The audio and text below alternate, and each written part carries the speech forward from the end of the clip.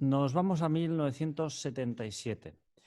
Nos vamos a una región muy vasta de Brasil, conocida como Pará.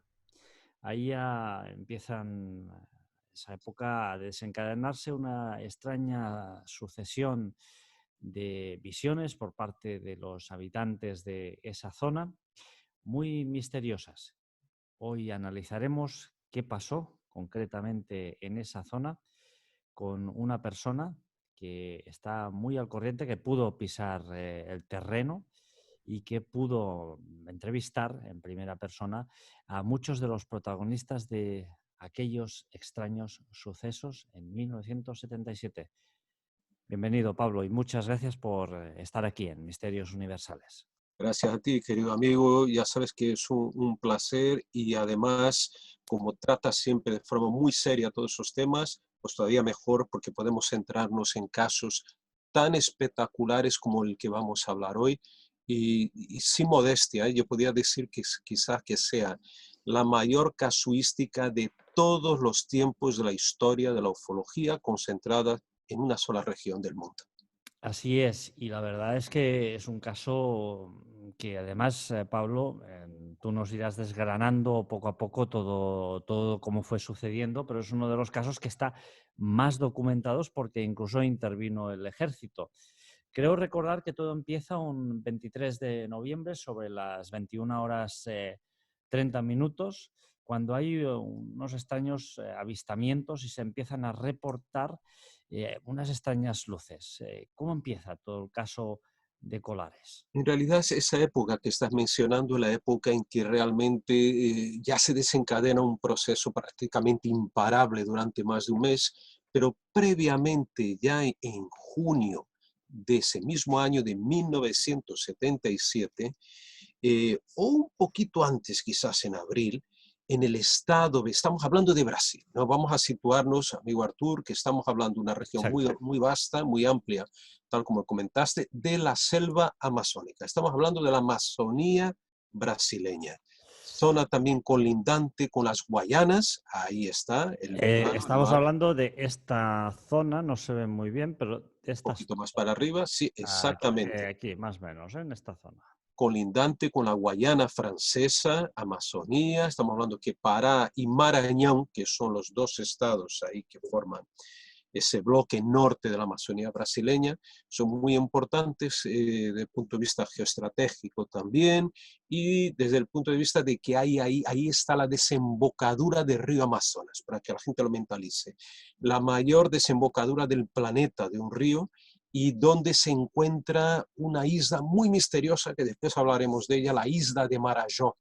Es la mayor isla del planeta fluvio-marítima.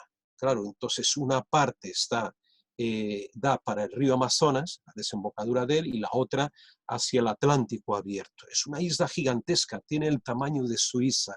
Y te lo digo porque más adelante vamos a hablar también de ella, porque también fue escenario menos conocido de los fenómenos de los que vamos a tratar ahora relacionados con la ufología.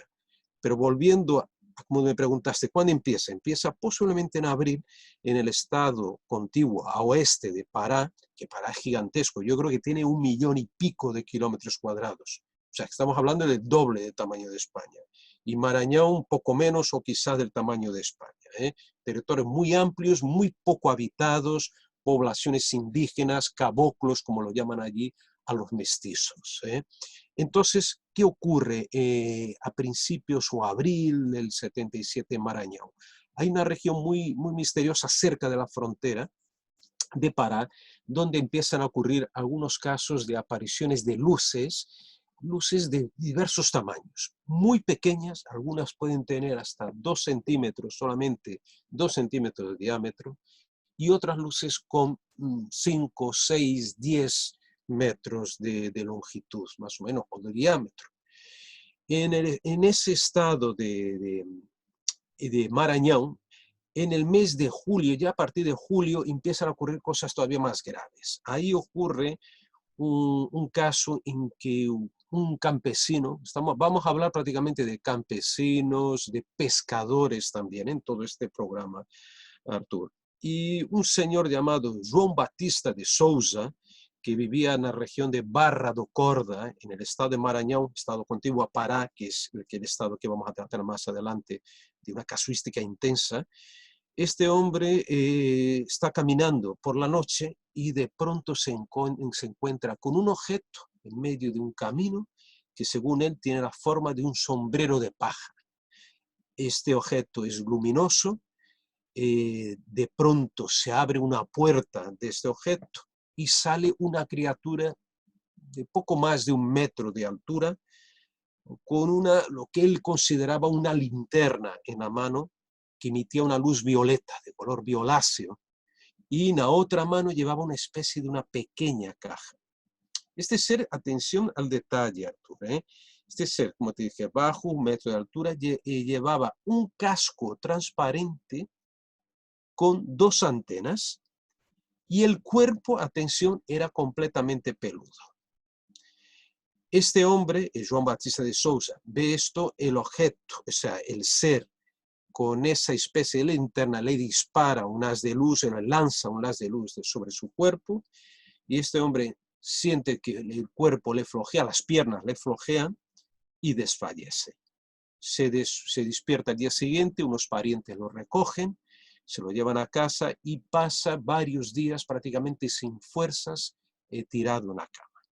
Te digo al detalle de este ser, que es muy bizarro, es de un ser pequeño, 1 metro, casco transparente, antenas y cuerpo peludo. Y te lo recuerdo porque en 1954, en Venezuela, en el barrio Petare, que como yo no sé si hemos tratado el asunto, en uno de los barrios más peligrosos de toda América, por lo menos actualmente, en aquella época, un camionero, unos transportistas, uno de ellos, un venezolano y otro cubano, se ensarzan en una pelea cuerpo a cuerpo con un ser también bajo, con un casco transparente y el cuerpo peludo. Y bajo, no sabemos, no me acuerdo si era 1 metro, él decía 1,20 m, 1,30 m. Es muy curioso porque posiblemente este hombre no haya conocido jamás el caso Petare de 54, que yo investigué personalmente en Petare, en Venezuela, hace unos años, para cuarto milenio.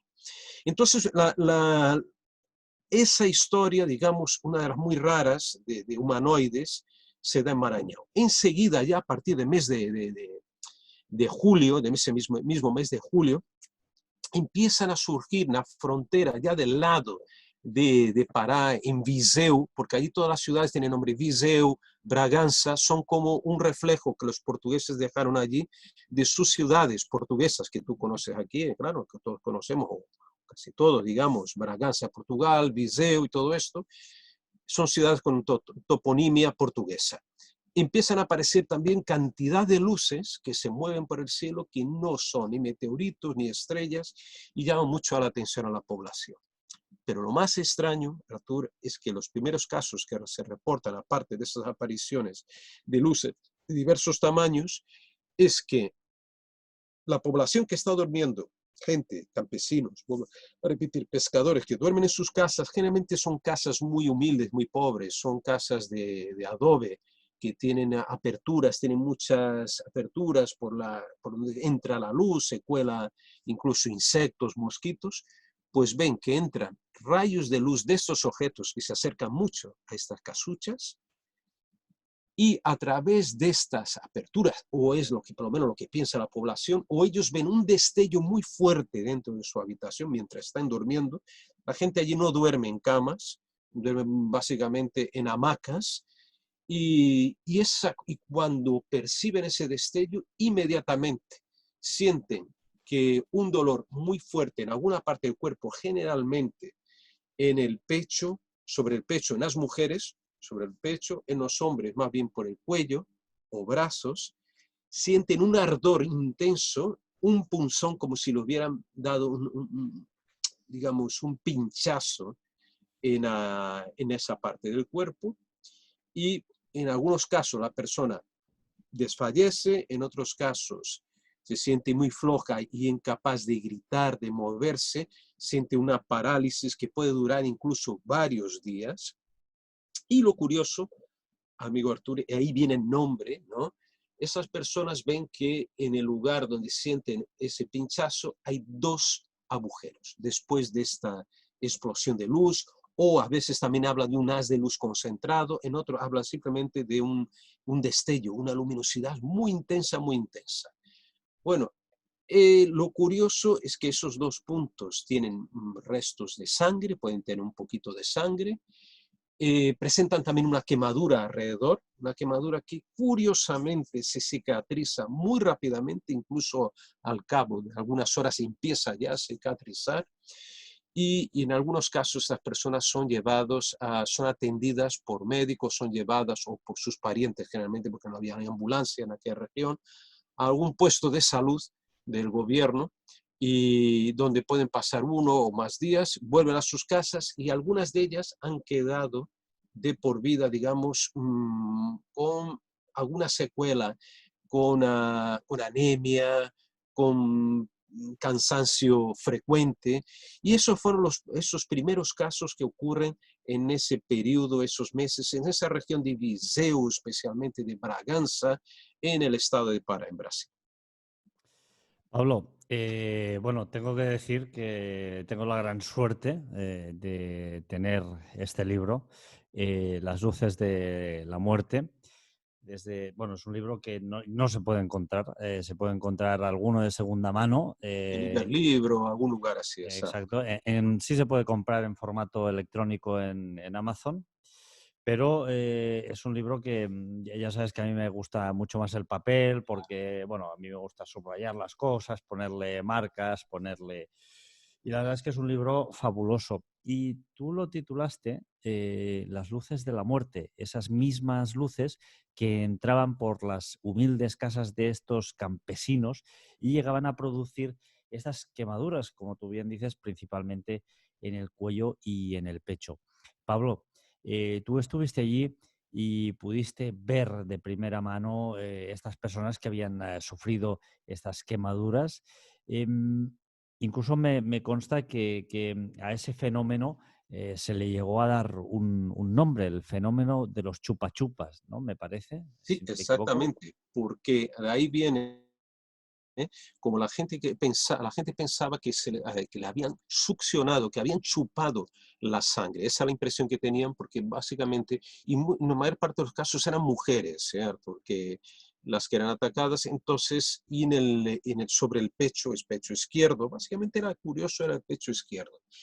Tenían esos dos orificios. Entonces, claro, la mentalidad popular, una región muy, muy mágica, con muchas leyendas, el Matinta Pereira, el Saci Pereré, son criaturas fantásticas, el Curupira, básicamente allí más bien el Curupira, un duende de la selva.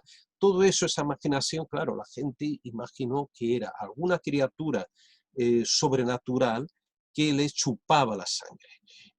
También la prensa regional empezó ya a sacar algunas noticias y lo llamaban vampiros extraterrestres también, a raíz de ese tipo de cosas. Lo curioso es que no andarían muy desencaminados, ahora veremos por qué. Yo cuando llego en 1995 a Belém do Pará, la capital del estado de Pará, ciudad muy grande, creo que debe tener casi 1 millón o más de 1 millón de habitantes. Allí yo me encuentro con una persona extraordinaria, un gran investigador ítalo-boliviano, pero residente en Brasil hace mucho tiempo, que es Daniel Reviso Gies. Daniel, en el año 91, él publica un libro ya mítico, que es este que tengo en manos, prácticamente inencontrable, que se llama Vampiros extraterrestres na Amazonia. Este libro sale en 91 y es el primer estudio, la primera investigación seria que se hace sobre el fenómeno que ocurre en 77. Y gracias a Daniel, él me lleva a algunos lugares tan míticos como la isla de Mosqueiro, Bahía de Sol, donde ocurrieron los fenómenos, y me presenta también algunos de los testigos de estas apariciones.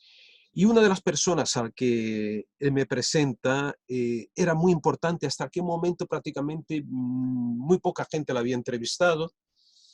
Que yo sepa era Jacques Vallée, había estado con ella, Bob Pratt, el gran Bob Pratt, ya fallecido, y el mismo Daniel Reviso. O sea, muy poca gente había hablado con esta señora. Era en realidad Belaide Cecín Carvalho, que aparece en este mi libro Luces de la Muerte. Hay una parte de la entrevista que le hice. Entonces, gracias a Daniel, él me lleva al despacho de esta señora, que en aquel momento era, me parece, la directora del Servicio de Sanidad Público creo que de la ciudad de Belén. O sea, un cargo importante ya tenía en ese momento.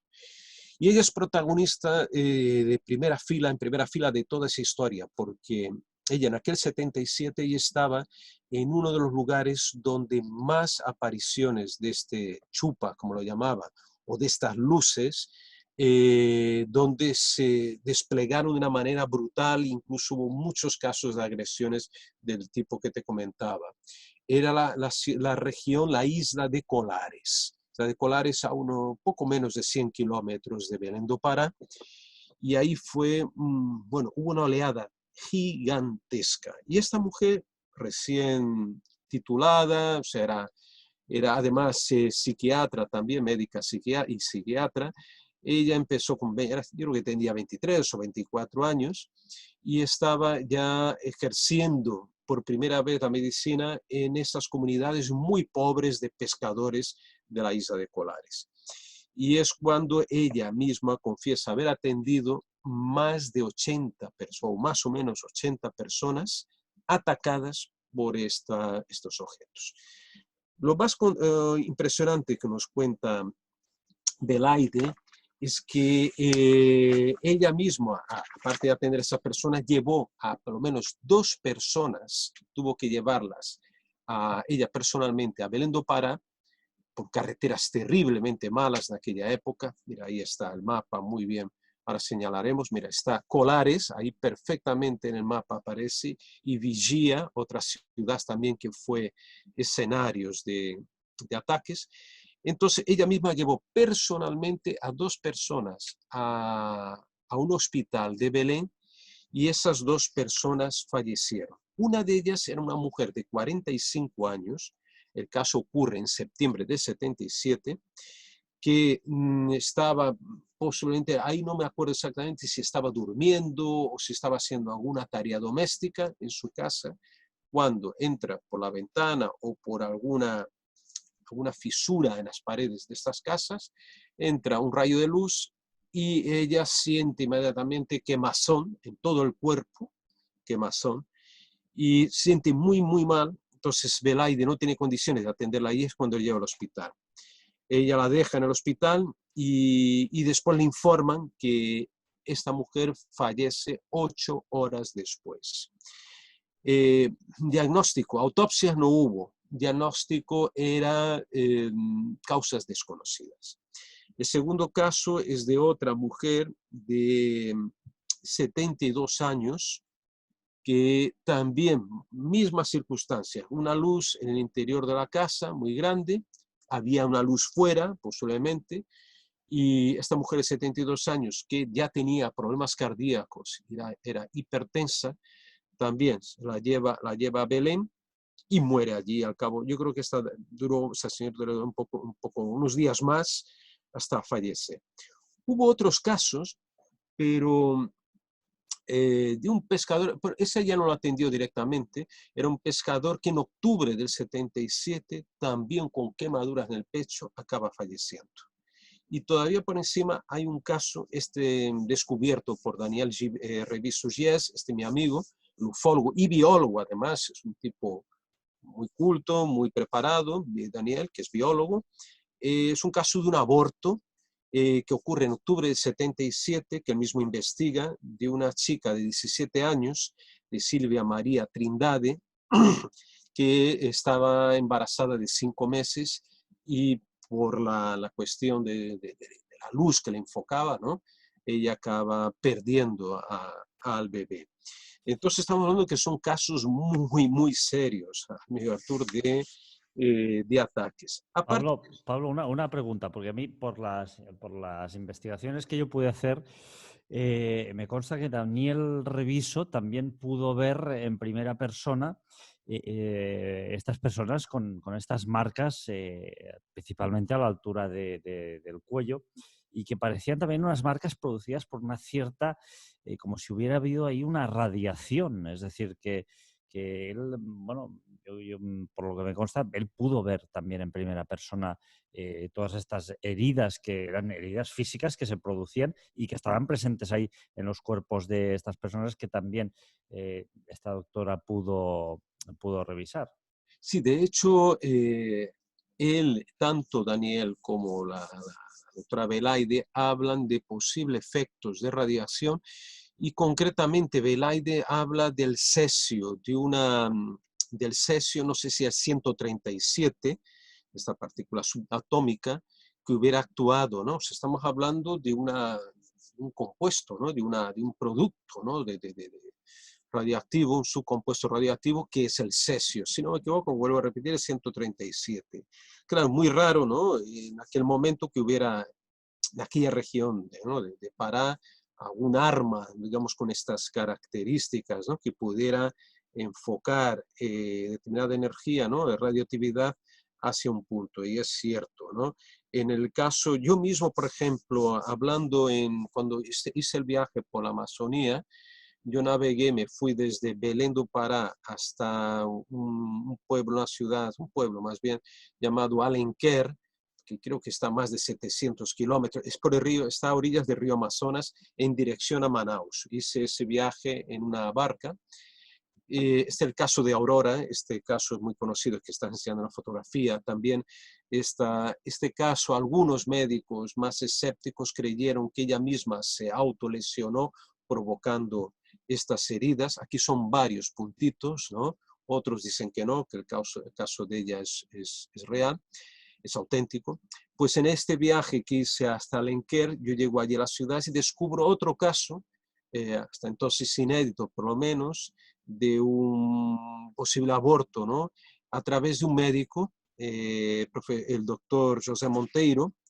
Este médico me habla de una señora que la atiende, pero atención, este caso fue en el 81, porque después hablaremos, todo eso no se termina solo en el 77. 77 fue la oleada más intensa, pero los casos siguen ocurriendo y siguen apareciendo hasta hoy las luces allí en Pará. Eso es lo más interesante. Pues bueno, entonces el doctor José Monteiro me cuenta que él acude a una población de estas de la selva y se encuentra a una señora que, que había abortado, y entonces ella necesitaba tratamiento, y ella le cuenta la historia, que ella estaba lavando la ropa en el exterior y es cuando se acerca una esfera luminosa y esa esfera sí que le dispara un rayo de luz.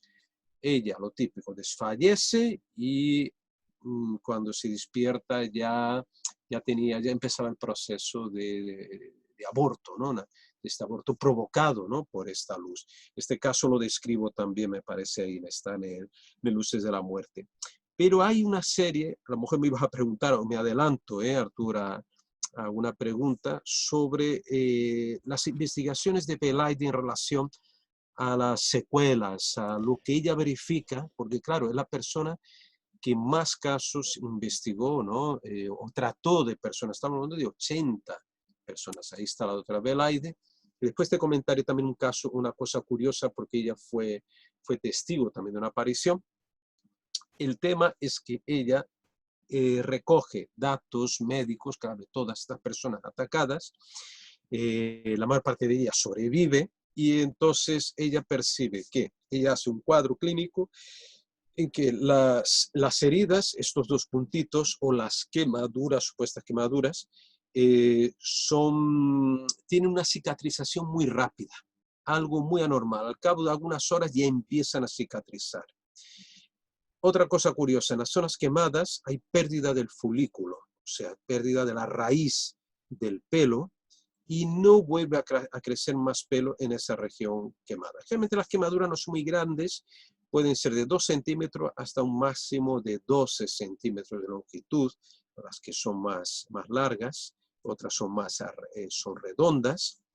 Estamos hablando también casi siempre de los dos orificios, que tienen un poquito de sangre, Y lo más importante de todo, lo más importante que ella percibe, porque ella recoge, ya tenía algunos datos previos de la analítica, la sangre de estas personas, y es que la tasa de glóbulos rojos o hematíes es entre el 20 y 50% inferior a lo normal de lo que tenían esas personas antes del ataque. Eso es un dato muy, muy interesante, Artur, porque aquí estamos hablando, claro, casi de vampirismo, ¿no? Casi de vampirismo, podemos hablar. Por eso se les llegó a conocer como los chupa chupa, ¿no, Pablo? Porque Es, realmente te parecía que se les llegaba a succionar. Es que incluso algunos testimonios dijeron que ellos notaban como algo que les había succionado parte de la sangre. Por eso se les llegó a conocer como los chupa chupa. Testimonios que, por cierto, la doctora Welaide pudo escuchar y atender en primera persona. Y evidentemente pues hemos visto antes una de las fotografías de las secuelas que dejaban estas extrañas luces, Pablo. exactamente. Y aparte de eso, una anemia muy grave, muy profunda, ¿no? Provocada. La doctora los trataba básicamente, y tampoco tenía muchos recursos en aquella región remota, los trataba con inyecciones de complejo B, de vitamina B, ¿no? B12 también, y muy fuerte, le daba bastante, ¿no? Inyecciones cuando podía, claro. Y sobre las quemaduras ella aplicaba la xilocaína, ¿no? Que es una sustancia bastante conocida, también una pomada muy conocida, no podía ser más. Lo grave es que algunas personas que quedaban con secuelas, digamos, físicas, con anemia de por vida y también con flojera, ellos decían que tenía mucha flojera, mucho cansancio, ¿no? En algunos casos eso fue permanente, ¿no? Desgraciadamente para estas personas.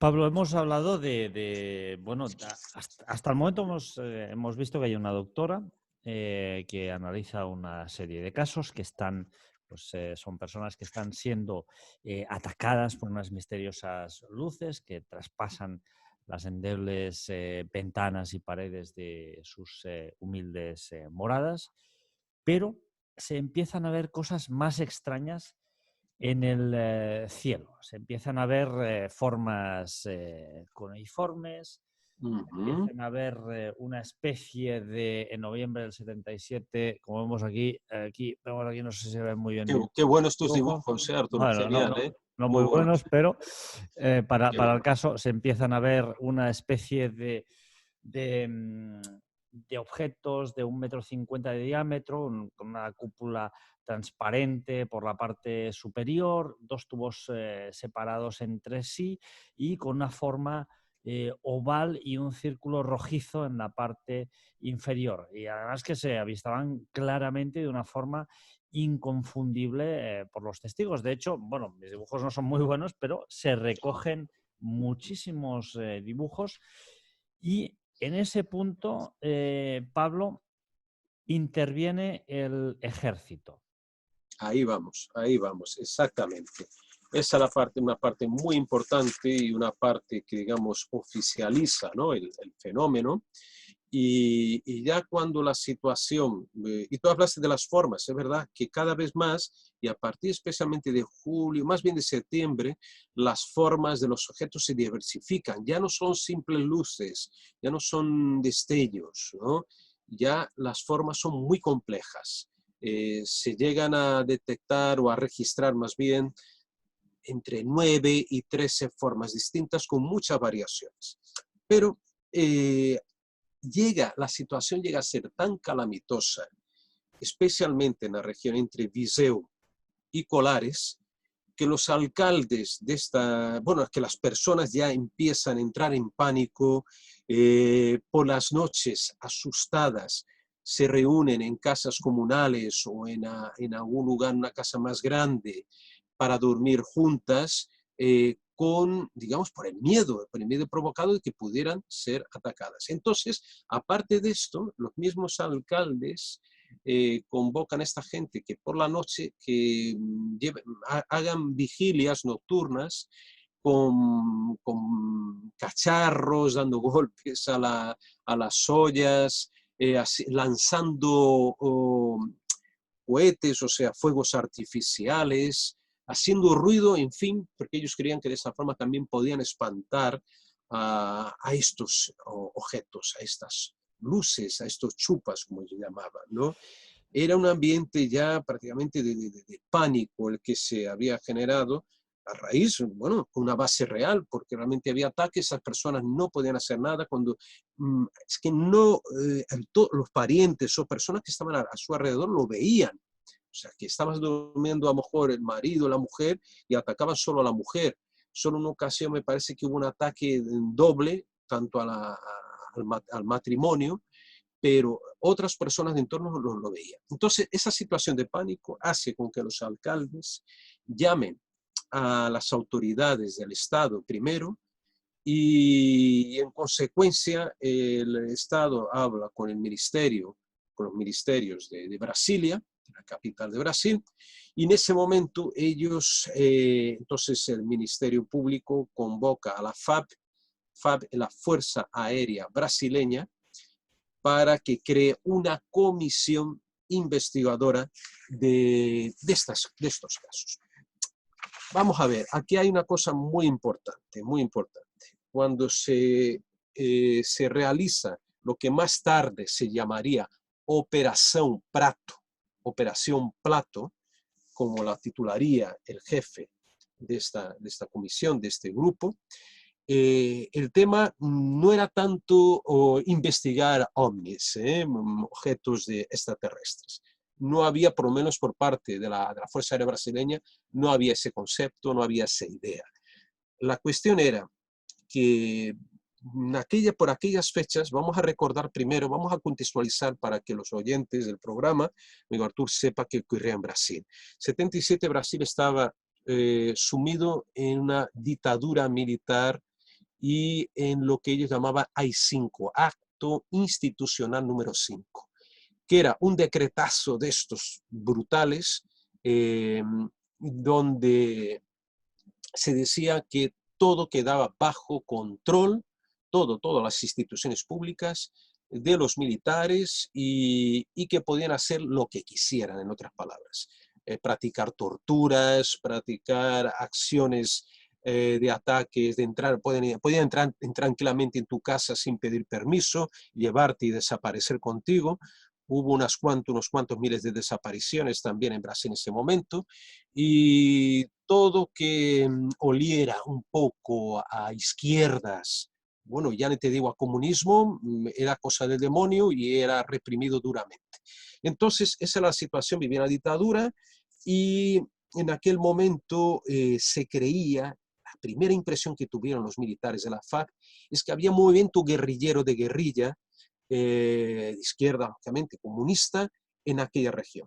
Porque pocos años antes, había habido en el mismo estado de Pará lo que llamaban la guerrilla do Araguaia, del río Araguaia, en que eran grupos de guerrilleros, o más bien de gente más que guerrilleros, eran gente de izquierdas que estaban viviendo en comunas, en casas de campesinos, y este grupo de personas fueron duramente reprimidas y fueron prácticamente asesinados todos ellos. Entonces, había la creencia firme de que una guerrilla se estaba formando y que posiblemente estarían implicados, atención, otra de las conjeturas, los mismos soviéticos que estarían experimentando algún tipo de arma desconocida que iban a prestar o que iban a dejar, así como hicieron en España, ¿no? Con los famosos aviones durante la Guerra Civil, que Stalin, ¿no?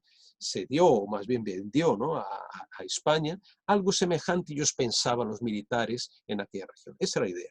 Entonces surge, como dije antes, la Operación Plato. La Operación Plato fue comandada in situ en el campo por un coronel muy peculiar llamado Uiranger de Holanda Lima. Tiene un nombre inmenso, pero vamos a reducirlo a Uiranger de Holanda Lima.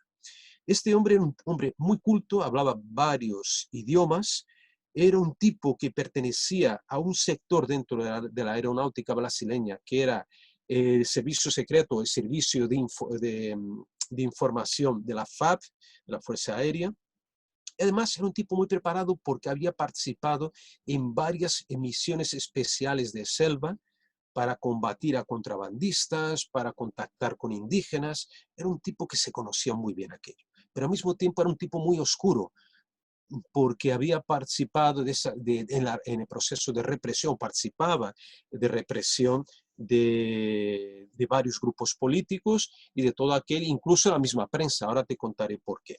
Entonces se despliegan grupos a lo mejor entre 5, 6, 10, 12, hasta máximo en algunos lugares 15, otros llegan a decir 30 miembros o grupos de personas militares, pero generalmente eran grupos que actuaban en zonas distintas, eran grupos de 5 o 6 miembros de la Fuerza Aérea, a veces ayudados por algún civil, por médicos, por un solo médico de la Fuerza Aérea que trabajaba en Belén, la capital de Pará, y algún civil como un piloto que estaba con ellos, que era el Piñón Frías, ¿no? Un piloto civil que les ayudaba, y algún cinegrafista que también era civil, que era, me parece, de la televisión regional de aquella región. Entonces esta gente se despliega especialmente en Colares, pero después van a otras regiones, porque era el foco de los ataques, donde estaba la Belaide, la doctora Belaide que yo entrevisto.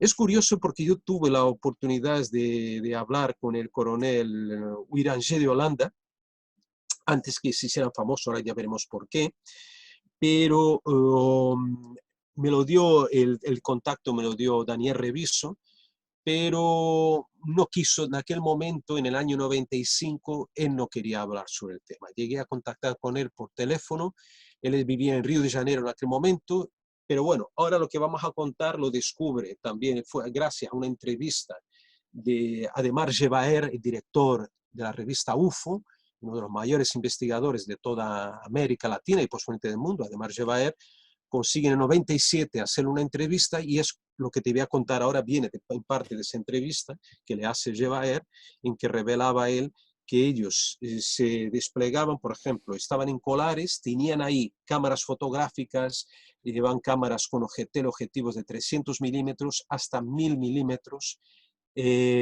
cámaras de filmar de la marca Elmo de 8 milímetros, disponían también de binoculares, disponían él no lo dice, pero sí la Belaide lo vio, él lo omite, de radares portátiles. O sea, que podían llevar, que tenía además puestos en la playa, en las playas de la isla de Colares, y además, y otros equipos más. O sea, que desplegaron un buen equipo, llevaban un equipamiento importante para registrar, y aparte de esto ellos empezaron a tomar nota y preparar unos informes muy detallados, muy extensos.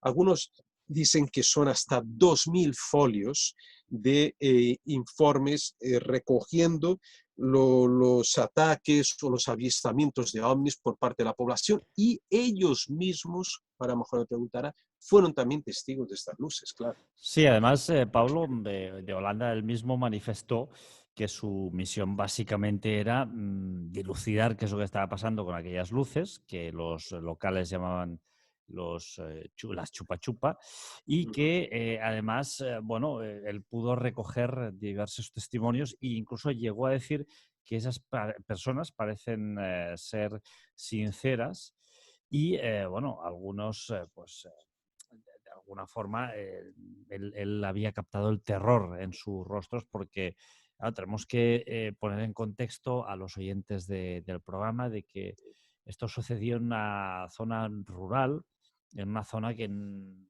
aquella época, pues me imagino el año 77 no es como cuando tú y yo salimos tú a pasear por Madrid y yo por Andorra, que está todo iluminado con unas aceras adecuadas, ¿no? Aquellos son caminos de piedra, de tierra.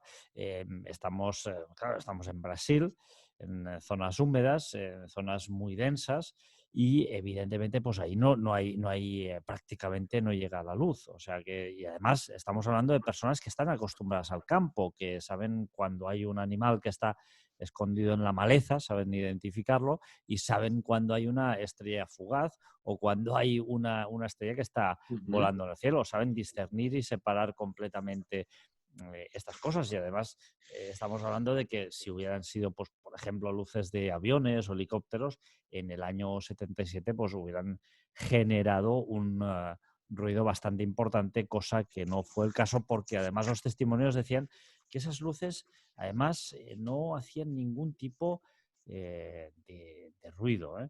Y además, tú como bien dices, pues el propio Holanda pudo Ujú. llegar a fotografiar esos fenómenos. Que mira, si te parece bien, creo que tengo por aquí una de las fotografías que voy a poner. Sí, Aquí está. yo tuve acceso a esas fotografías en el año 95 a través del mismo Daniel Reviso, me repasó algunas porque él había conseguido a partir de algunas filtraciones de los mismos militares que todavía de la Operación Plato, que vivían en Belén. Entonces yo publico algunas que habían estado inéditas en un libro en Brasil primero, mi libro Mistérios do Brasil, y después saco algunas también en Luces de la Muerte, ¿no? Claro. Y esas fotos le eran filtradas a Daniel por estos militares que querían también que la gente viera que había ocurrido para dar su opinión. Pero entonces, como tú has dicho, Iranger, de Holanda a Lima, Ujú. cambia de opinión. Él era, digamos, no era escéptico en relación a los ovnis, él creía en la existencia de vida extraterrestre, pero no creía que allí, en Pará, fueran extraterrestres, entre comillas, los que estaban apareciendo, sino él creía que era la guerrilla. Hasta que, claro, las evidencias eran tantas, él y sus hombres cada noche prácticamente fotografiaban objetos de forma tubular. Él mismo ve en una primera ocasión, me parece que él vio así de los grandes, que él vio fue un tubo volador gigantesco, que eso incluso sobrevolando el río Guajaramirín, y él manda a su equipo que lo filmen. Se está filmado y fotografiado. Bueno, quiero decir que de las películas ninguna se filtró. Esas películas que hicieron más de 200 películas están todavía desclasificadas. Ahora hablaremos sobre la cuestión de la clasificación y desclasificación.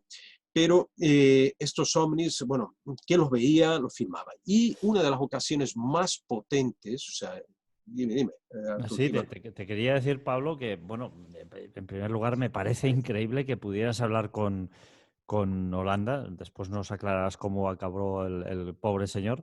Y luego, referente a estos objetos cilíndricos que tú decías, que antes he enseñado uno de mis dibujos, y tengo aquí uno de los dibujos que se hizo por parte de algunos de los militares. Creo recordar que uno de estos objetos lo pudo divisar la propia doctora Huelaide Carballo un día mientras a las 6 de la tarde volvía a su casa, y dijo que vio una silueta de una mujer que estaba tumbada en el suelo y, bueno, miró hacia arriba, que había encima de esta señora, y pudo ver esa estructura cilíndrica que además dijo que tenía unos 10 pisos de altura. Voy a intentar compartir un dibujo a ver si se decir? ve, a ver si se puede ver más o Hay menos. otro, este es un poco cónico, hay otros que es Ujú. totalmente cilíndrico y que tienen como una ventanilla también, ¿no? Exacto, Y exacto. también. Pero en el caso, bueno, te lo cuento entonces, cuando entrevisto a Belaide allí en el año 95 en Belén do Pará, como te digo, en aquella época ella prácticamente era desconocida, no, por lo menos de los grandes medios de comunicación, que más tarde ya daría entrevistas para el History Channel hace unos años, y ahí ya a nivel internacional se hizo famosa. Pero hasta aquel entonces, como te digo, era poca gente, Bob Pratt, Jacques Vallée o Reviso que hablamos con ella. Ella me cuenta entonces que ella iba me parece atender, creo que un niño, o venía a atender un niño, iba con una de sus ayudantes y de pronto se desploma esta chica que la acompañaba y ella mira qué pasa y observa en el cielo un cilindro en posición vertical.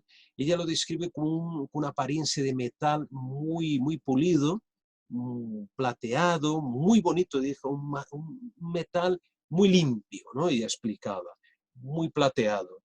Y emitía, me parece, una luz por debajo que cambiaba de tono y otra por arriba. La descripción que ella me da es esa, básicamente, de ese cilindro limpio en aquella entrevista del año 95. Curiosamente, años después, me parece que ya para, si no me equivoco, ya para el History Channel, canal de historia, ¿no? Ella añade un detalle importante. Ella añade una ventanilla, una especie de ventana transparente, donde ella puede ver a dos personas con silueta humana y que quizás uno podía ser mujer, el otro hombre, pero no supo precisar. Y entonces con cabellos rubios y largos. En una entrevista anterior, años antes, a Carlos Méndez, un importante periodista que cubrió toda la oleada también a región de Colares y Viseu, más bien de Viseu, ella ya le hablaba que había visto esa ventanilla, pero ella hablaba de un solo ser y solo de 1,5 metros.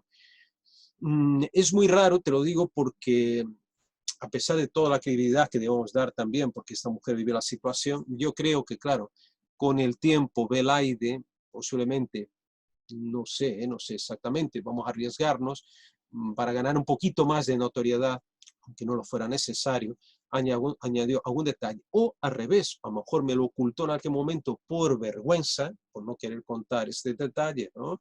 En la entrevista del año 95, y después cuenta al canal Historia, ¿no?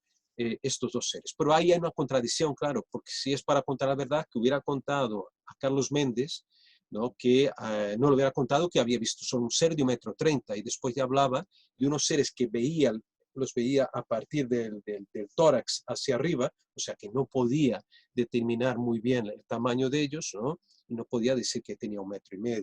Entonces hay una serie de contradicciones. Y también hay otra cosa curiosa. Ella en un congreso, que lo escuché hace poco, en un congreso en que ella participó de ufología allí en Brasil, ella hablaba que ella no creía que las muertes fueran atribuidas directamente a los chupas, a estas luces de aquellas personas que ella había atendido.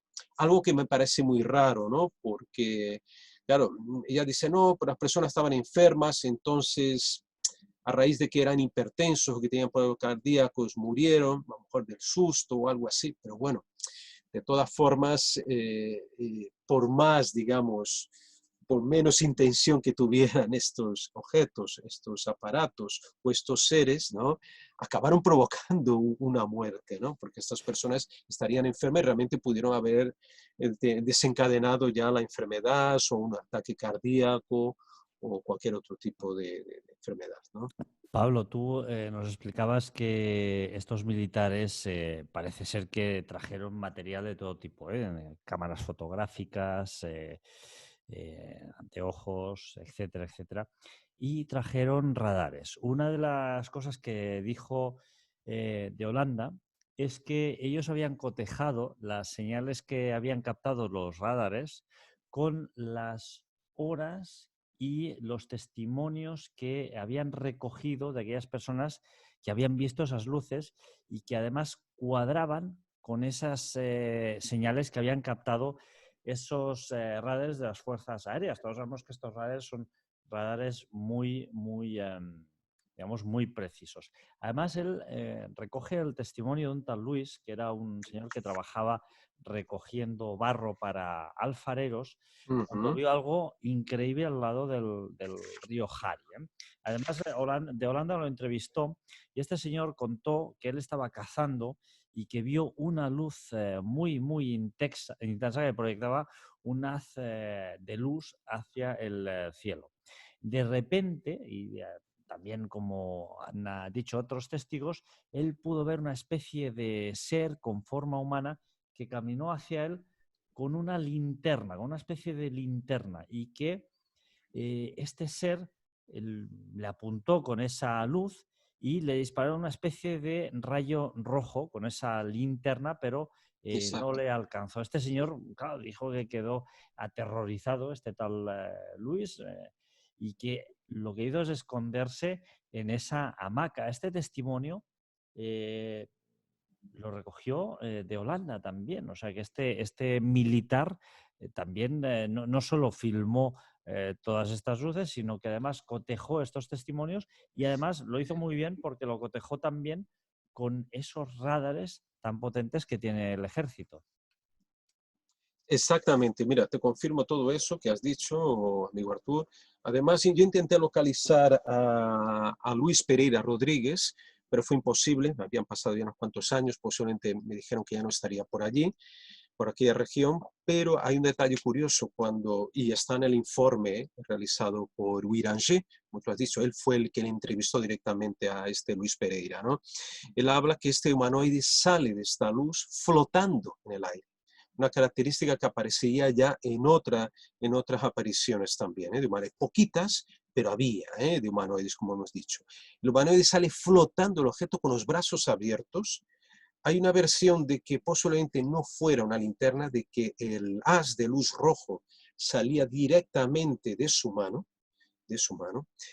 y entonces en esa primera ocasión intenta, me parece que, enfocarle con esa luz. Él consigue escapar, Luis. Hay otros compañeros. Él estaba acompañado de su hermano, Domingos, y un amigo que era Marcos Sebastián. O sea, que habían testigos también que vieron no solo el objeto como el ser. Entonces, pero él sale corriendo, se mete entre la vegetación, la selva, pero el ser entra otra vez en la nave y sigue persiguiéndolo. Y de pronto él sale nuevamente, el ser sale otra vez señalando con la mano y con ese haz de luz rojo como haciendo un escáner, y lo descubre a través de este haz de luz.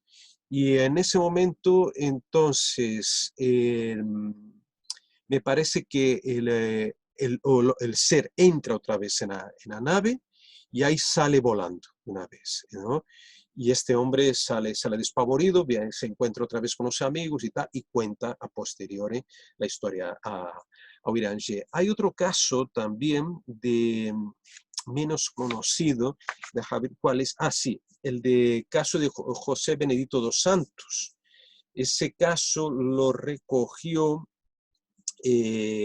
otro amigo, otro investigador, que es Edson Boaventura Jr., del equipo BUR de São Paulo, y él estuvo en 2002, estuvo en el estado de Maranhão, en la región llamada Chapada das Mesas. Estamos hablando ahora del estado contiguo, ¿no?, a Pará, pero en octubre del 77, que fue una época de muy intensa de apariciones, solo de los ovnis como de seres. En octubre, él localiza a un señor en el 2002, José Benedito dos Santos, que le cuenta que él estaba cazando por la noche. De pronto se le aparece una luz naranja y esa luz se sitúa al lado de unos árboles. Dice que tenía una forma, cuando se acerca, oval, de unos 6 metros de diámetro, y de repente sale por una puerta un humanoide, un ser pequeño de 1 metro de altura, un traje, un mono plateado, casco transparente y antenas. Recordemos el otro caso también de otro ser pequeño, peludo, con casco transparente y también con 2 antenas. En ese momento parece que no hay aparentemente un disparo de luz y tal, pero este hombre, Benedito dos Santos, desfallece, siente una flojera inmensa, y cuando se despierta se encuentra con los 2 orificios también a la altura del cuello. Ah, un detalle, el ser tenía una cabeza grande y ojos almendrados, oscuros, muy grandes también, ¿no? Como te digo, hubo varios casos, y estamos hablando de gente muy humilde, no estamos hablando, incluso la aeronáutica, el Wiranger y su gente, se extrañaron porque eran gente que la mal parte de ellos eran analfabetos, gente muy, muy humilde y que no tenían contactos entre ellos. Y estamos hablando de casos situados quizás más de 900 kilómetros de distancia, otros 50, gente que no tenía ningún contacto con otros, ¿no?, para describir este tipo de casos. Pablo, según las notas que yo tengo, voy a intentar enseñar este tosco dibujo que hice en su día. Ujú. De Holanda, también fue testigo de algo muy extraño. Él, de hecho, en esta entrevista que él concedió, dijo que mientras estaba en la cama, él recibió la visita de un ser que Además, él estaba durmiendo y le despertó un destello que lo dejó petrificado. Y además dice pues, que un extraño ser lo agarró. Llevaba un traje, una especie de traje, con una máscara de gris plomo. Dijo que no le vio los ojos y que el ser lo ató. Y en esa entrevista que concedió Pablo, Holanda, e incluso llega a mostrar cómo tiene algo debajo de la piel. Él toca debajo de la piel, no recuerdo si era en el brazo derecho o izquierdo, y se ve algo que se mueve debajo de la piel. Voy a intentar compartir en la pantalla el dibujo que hizo el propio Holanda de este ser que él avistó y que le vino a ver prácticamente a los pies de la cama. O sea, es que no solo él recogió testimonios de personas que habían sido de alguna forma visitadas por estos pequeños seres, algunos peludos, como bien recogen los testimonios, sino que el propio Holanda, un militar, que además entendemos que los militares saben muy bien lo que ven y están acostumbrados a ver cosas muy extrañas, pues él recogió, hizo este dibujo y vamos, a mí me parece, yo al menos me quedaría aterrado. Él de hecho dice que se quedó prácticamente petrificado porque no supo ni cómo reaccionar. ¿Tú pudiste escuchar esto de él? ¿Te explicó alguna cosa? Porque es que, No, repito, vamos me a ver, parece sensacional que pudieras entrevistar a este hombre. no pude, mira, vamos a aclarar bien. Como te conté al principio, yo recibí el contacto, me lo pasa Daniel Reviso, en el 95, ¿eh? Y yo le llamo, porque él ya no vivía en Belém do Pará, yo le llamo a Río de Janeiro, pero él se niega rotundamente a concederme la entrevista. En aquel momento no quería hablar. La entrevista surge en 97, se la da a Jebaer, ¿por qué? Porque él ve a Jebaer hablando sobre ufología en un programa de la televisión Globo, en el 97 creo, y él considera que aquel momento es el momento para hablar. ¿Pero por qué? Porque él deja caer, intuir que su vida se terminaría en breve. De hecho, ahora hablaremos después qué le pasó a Orange. Yo creo que con esa sensación ya, o esa decisión, ya veremos, que él toma, él dice, bueno, si ya me queda poco de vida, tengo que contarlo. Y en ese momento ve a Jebaer, que directó la revista UFO, y dice, mira, esta persona es seria, tiene una revista, la UFO, que yo soy el colaborador de ellos aquí en España, ¿no? Desde años 90 de Jebaer, la revista UFO brasileña, y dice, pues es el momento. Pero lo que tú contaste ahora, volviendo solo un poquito para atrás, rebobinamos, ese caso de un visitante de dormitorio tiene todas las características de ser un visitante de dormitorio. El que viene, además, está durmiendo y viene por detrás, me parece que le abraza por detrás, le sujeta por detrás ese ser pequeño, que además es curioso porque el año pasado entrevistamos al querido amigo, al gran físico nuclear, Miguel Bibiloni, que tú lo conocerás también, y nos relata también una experiencia, un tipo serio, un físico nuclear, nos cuenta, y cuenta también a Cuarto Milenio, ¿no? Su experiencia con visitante de dormitorio. Pues Wirangé tiene esa experiencia ya años después de la Operación Plato y en su casa. Y es curioso porque no solo él, como la esposa y sus hijos son testigos de una serie de fenómenos poltergeist también en su casa. Empiezan a moverse objetos, empiezan a ocurrir luces que se encienden, habitaciones que se iluminan. O sea, como si algún pozo quedó en él, él absorbió algo de aquella misión Plato. Y algo también dice Wirangé en la entrevista a Jebaer, es que él y todos los miembros de la Operación Plato tuvieron una pérdida de acuidad visual muy grande, todos ellos. O sea, que notaron que perdieron mucho grado de visión, ¿no? Estos señores. Y entonces, Suirangé, si quieres retomamos un poquito atrás, ¿qué le pasa? Vamos a ver, algunos atribuyen a lo que te voy a contar ahora estos fenómenos, ¿no? Porque él estuvo muy cerca del misterio, muy cerca de uno de los casos más espectaculares, vuelvo a repetir, de la historia de la ufología, sino el más espectacular de todos. Resulta que él estaba, a raíz de aquella entrevista que él hace a Luis, que tú mencionaste, de este ser que le persigue con un rayo de luz, supuestamente que emana de la mano o de una linterna, él monta un puesto de observación en aquella zona donde Luis, el alfarero, había visto aquellos seres y sus compañeros, ¿no? Porque dice, aquí se ven muchos ovnis, voy a quedarme aquí, vamos a ver. Me parece que es ahí que ve aquel tubo luminoso que comenté antes, pero en una noche le pasa algo realmente extraordinario. Él está allí con su gente, con su cámara grabando y tal, y empieza a notar un ruido que él dice como de una correa de bicicleta cuando pedaleas al revés. Ese ruido tan inquietante, además, me parece muy inquietante ese tipo de ruido. Y entonces ellos miran y de pronto ven como un objeto gigantesco que viene acercándose en forma, él dice, de balón de fútbol americano, de rugby americano, tiene la perfecta forma, como un zeppelin, digamos. Bueno, no es un zeppelin, pero más, él dice la forma de un rugby, de fútbol americano.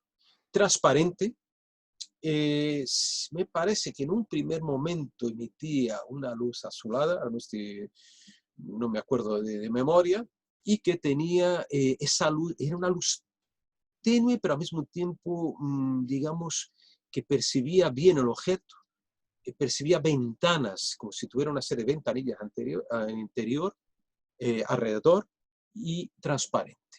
Ese objeto dice que es gigantesco, que tiene 100 metros de longitud, se acerca mucho a ellos, en varias ocasiones lanza un chorro potentísimo, un haz de luz o un cono, más bien un cono de luz muy grande, incluso sobre las aguas del río Guajaramirí, un río amazónico, todo rodeado de selva. Este objeto se aparta y no sé si media hora, una hora, 2 horas después, vuelve a aparecer ya entre los árboles, sobrevolando muy bajo la copa de los árboles, que son altos, que allí tienen 30 metros de altura, estos árboles, y se acerca muchísimo, muchísimo a ellos, ya con otro color. No sé si en ese momento ya era naranja, o era al revés, como dije, azul, y ese objeto entonces empieza a apartarse, apartarse, apartarse y desaparece finalmente. Vuelve a aparecer con ese ruido inquietante, ¿no? de correa de bicicleta, como si estuvieras pedaleando alrededor, ¿no? De hecho, él manda parar un momento la filmación porque quiere estar muy atento al ruido. Dije, corta un momentito la grabación, o sea, la filmación, para registrar ese sonido. Y vuelven a reanudar la filmación y la toma de fotos. De ese caso, ya hablaremos también de la desclasificación, porque ahí tuvo un papel muy importante Jebaer, además Jebaer, que hizo una campaña intensísima a partir de 2005 para que se desclasificaran documentos, aunque él ya tuviera, y yo mismo tuviera, algunos documentos que se filtraron, digo, por militares. Yo obtuve algunos que después me enteré a través de un gran, y aquí voy a hacer, vamos a rendir homenaje a Rafael Samper Durá. Fíjate qué curioso, un español estuvo implicado, no digo directamente, pero indirectamente, porque Rafael Samper Durá fue un gran ufólogo valenciano que vivió y murió en Brasil. Yo creo que llegó en los años 50 o 60 a Brasil. Yo tuve mucho contacto con Rafael, principalmente por carta, a finales de los 90 y a principios de los años 2000. En este armario que ves de fondo están algunas de sus cartas, y ahí también él me manda algunas fotocopias de los informes que se habían filtrado. Y adivina Pablo, quién los había filtrado esos informes a Rafael Samper Durá. eh, me- El mismísimo Wirangi. claro, pero paradojalmente o paradójicamente, Pablo, los militares amenazan a los periodistas. Ah, eso es muy importante, sí, sí, sí, Y no sí. solo a los periodistas, sino que también amenazan a los propios testigos de esos hechos y les dicen que no desvelen absolutamente nada. De hecho, bueno, los amenazan y tal y como tú decías, pues en esa época había una dictadura y evidentemente si te amenazaba el gobierno no había que tomárselo a broma, ¿no? De hecho, en tu libro hay un pequeño recorte aquí que no sé si no se puede leer, pero lo voy a leer. Pone confidencial. Toda cualquier persona que tome conocimiento de asunto sigiloso queda automáticamente responsable de guardar sigilio. Sigilo, sigilo, sí. Sigilo, perdón. O sea que, y esto era el artículo 12 del documento número 79.099 del 6 de enero del 77. Es decir, algo completamente oficial, una orden gubernamental que tú recoges muy bien. Aquí, por cierto, una obra maestra este libro. Ojalá, yo tengo la suerte de tenerlo, ojalá lo podamos ver reeditado. Desde aquí le enviamos un mensaje en código Morse a nuestro amigo Pablo Vergel, Sin duda. Ajá. porque, bueno, es una obra maestra, ¿eh? Muchas gracias, Arturo, porque además hay poquitos libros que traten esta temática, ¿no? Pero volviendo realmente a la historia de esta, como tú has recordado muy bien, el tema de la represión, hay un lado muy oscuro también de Uiranger, no todos eran luces. Uiranger era un tipo que, como te dije al principio, la misión de él era investigar si había comunistas allí o armas de la Unión Soviética que estaban llegando de forma clandestina allí a Pará. Y entonces él tenía como comisión también decir a la gente, a los pobladores de Colares, de Viseu y tal, decirles que aquello eran todo ilusiones ópticas, que ellos lo que estaban viendo no era real. Y de hecho él presionó muchísimo a la doctora Belaide Sin Carballo, que ella misma me lo confesó eso ya en el año 95, diciendo que él, Louis pedía, no tanto él, pero él también la amenazaba de alguna forma, pero sus subordinados venían a decirle que, ojito, ojito con lo que tú dices. Y además decían, esto es todo mentira, todo esto son ilusiones ópticas. Y tú como eres muy influyente sobre la población, como médica, tienes que decir a la población que todo eso es una ilusión óptica. Y no solo eso, le daban a la doctora Belaide medicamentos muy fuertes, principalmente calmantes, tranquilizantes, para que se los suministrara a la población para calmarles. Y ella se negó en rotundo medicar con medicamentos que no venían al caso a la población. Y bajo incluso amenazas diciéndole que ella podía sufrir algún tipo de consecuencia. Hay que recordar, vuelvo a repetir, que en aquella época se capturaban, se apresaban a la gente sin darle cualquier disculpa o darle alguna explicación y muchos desaparecieron, otros eran torturados bárbaramente, chicas jóvenes murieron, un montón de gente. Entonces, claro, ella sentía miedo, pero aún así tuvo mucho valor de encararse a los militares. El mismo Iranger, atención, esto lo cuenta Carlos Méndez en una reciente obra muy buena, muy buena. Carlos Méndez fue el principal periodista que cubrió los casos en la región de ataques, ¿no? de los chupas.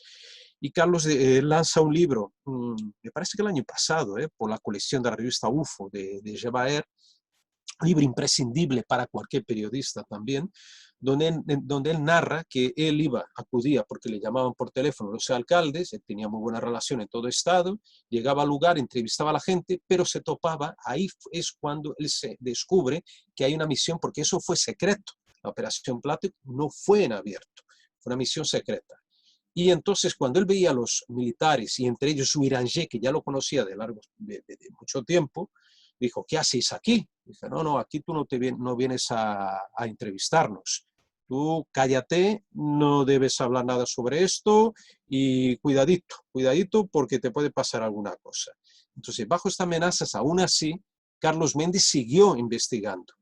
Pero hubo un episodio todavía más negro en esta historia. El mismo Iranger de Holanda a Lima se persona en el diario O Estado do Pará, donde trabajaba Carlos Méndez en aquella época, el mayor periódico del estado de Pará, esa persona para requisar, para llevarse los negativos de montones de fotografías, posiblemente más de 500, que dos reporteros, un reportero gráfico, que no estaba con Carlos Méndez, estaba con otro reportero, hicieron una serie de coberturas fotográficas y reporteriles de aquella región. Y ellos, estos dos reporteros, uno de ellos, Ribamar, habían fotografiado en montones de ocasiones, con muy buena definición, imágenes que vemos ahí. Algunas de estas, que supuestamente son de la aeronáutica, de la misión Plato, no lo son.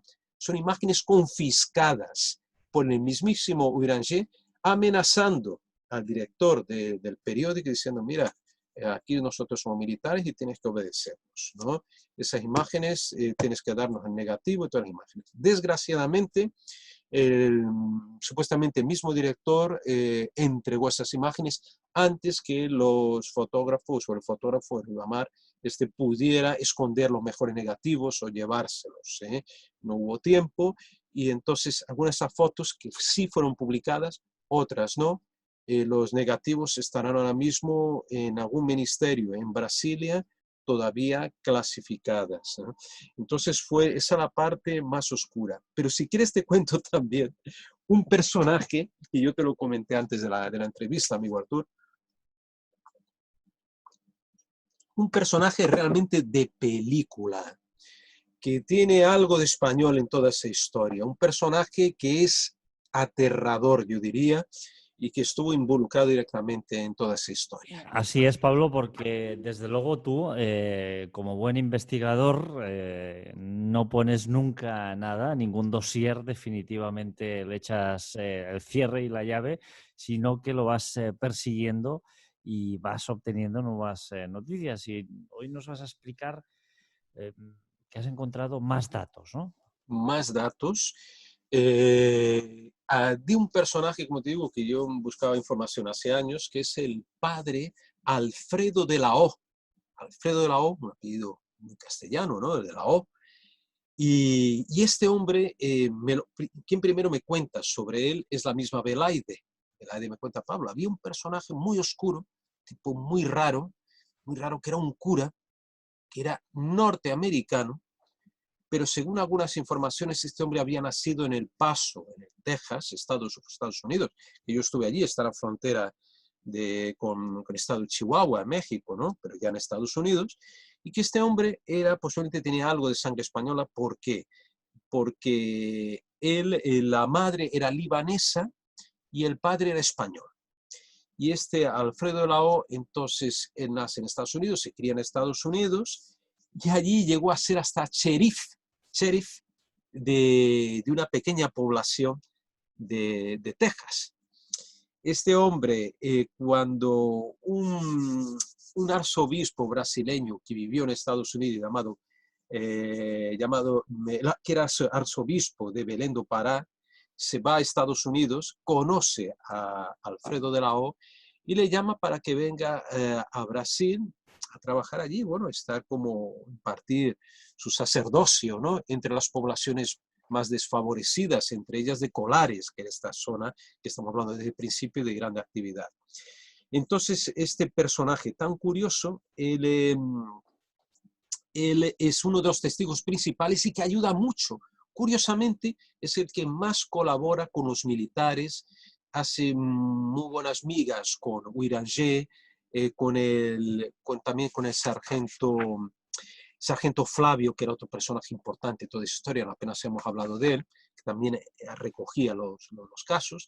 Y el padre Lao, entonces, cualquier cosa que ocurriera rara en su parroquia, él informaba inmediatamente a los militares, ¿no? Y de hecho, él fue testigo en varias ocasiones también de apariciones de objetos grandes. Uno de ellos era como una especie de tonel, explicado volador, quizás algo parecido a lo que vio Belaide, ¿no? Un tonel, que era un cilindro volador muy grande, y él está además en estos informes secretos de la aeronáutica, aparece su nombre. Pero lo que la poca gente sabe, y esto no lo descubro yo, sino lo investiga muy a fondo otro compañero, que es el Carlos Méndez, el mencionado periodista, que ya en tiempos recientes él decide recoger aquellas crónicas que hizo en su época, ¿no? Y actualizar un poco todo. Él acaba descubriendo que este padre, Alfredo Lao, en el año 76, un año antes de la Operación Plato y de todas esas apariciones, había sido preso por la policía civil de Pará porque él había encubierto a un asesinato practicado por un contrabandista de armas alemán, un tal Erich Schmidt, que había asesinado a un tipo que la había denunciado por ser traficante de armas. El padre, Alfredo de la O, lo acoge en su casa y lo encubre ahí, lo deja ahí tranquilito para que no le pase nada. Pero descubre, la policía lo descubre y lo llevan a la cárcel. Pero la intervención de su buen amigo, el arzobispo de aquella época de Belén do Pará, que era uno de los que había apoyado el golpe de Estado del 64, de 1900, de los militares, tipo muy, o sea, muy promilitar, ¿no? Muy en este aspecto que le seguía la corriente, ¿no? a la dictadura militar, le saca de la cárcel y le busca un trabajo como capellán en una empresa, o sea, en una región en que estaban haciendo unas obras allí en Pará, hasta que le llevan otra vez le llevan a Colares. Entonces, este cura, la gente creía, varios de los compañeros míos, no voy a mencionar nombres, tal, pero me dijeron, no, este hombre era agente del SNI, la SNI era Servicio Nacional de Inteligencia, el temible SNI, el que mismo que capturaba y torturaba gentes, y que era también agente de la CIA. Claro, de hecho, Bobby Pratt hizo buenas migas con él, hablaban inglés, americano y todo esto, ¿no? Y claro, estaba prácticamente, era muy claro de que fuera el colaborador del CNI. De hecho, está comprobado porque el mismo Carlos Méndez él fue amenazado por este cura, porque era muy mal encarado, siempre iba armado, le tenía mucho respeto allí en Colares, era tipo fuerte, armado. Pero Pablo, ¿armado con la palabra de Dios o armado con una pistola? No exactamente, armado con un pedazo de pistola y con un rifle también, o una Madre mía. escopeta. Un día en que Carlos Méndez está entrevistando a un político que había visto uno de los ovnis allí en Colares, irrumpe bruscamente en la casa de este ciudadano, de este político, el padre de la O, con una escopeta y directamente ya la apuntaba a Carlos Méndez diciendo, vete de aquí porque tú no vienes a hacer ni entrevista de nada, este es mi territorio y tú no vas a descubrir nada, no vas a destapar nada sobre lo que está pasando aquí. Y entonces, claro, en ese momento Carlos siente un temor, bueno, le tiemblan las piernas y decide, bueno, pero yo estoy aquí, no sé qué, interviene el político, calma la situación y el cura le dice, bueno, le dice directamente que lo va a matar, que lo va a matar. Unos meses después se lo encuentra y creo que ya el cura más tranquilo dice, no, mira, te vengo a pedir disculpas, pues no fue exactamente eso lo que tuviste y bueno.